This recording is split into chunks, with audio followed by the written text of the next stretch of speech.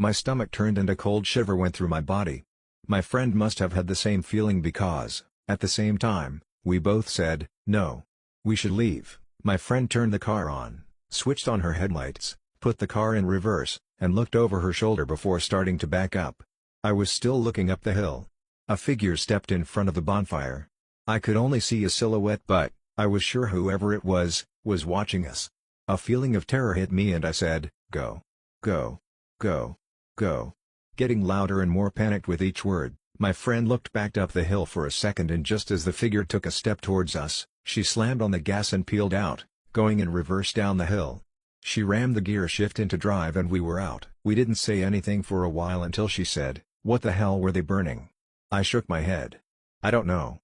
She dropped me off at home and I went to bed. The next morning, I woke up and went out to the kitchen. My mom was there, drinking her morning coffee, and I joined her. We talked about her job for a bit when she suddenly comes out with, "Did you hear what happened last night?" I shrug and say no. I had just gotten up. She tells me that a woman she worked with was kidnapped from the parking garage. "Oh my God," I say. "Did they find her?" "Yes, but too late," she replies. "Whoever took her had raped and murdered her. They found her this morning up in the cemetery. He had tried to dispose of her body in a bonfire." "Yes, but too late," she replies. "Whoever took her had raped and murdered her.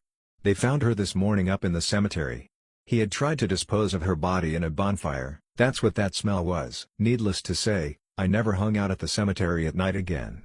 I think back to our decision to leave instead of investigating the fire. That one decision could have changed everything. Dark silhouette in the bonfire. Let's not meet.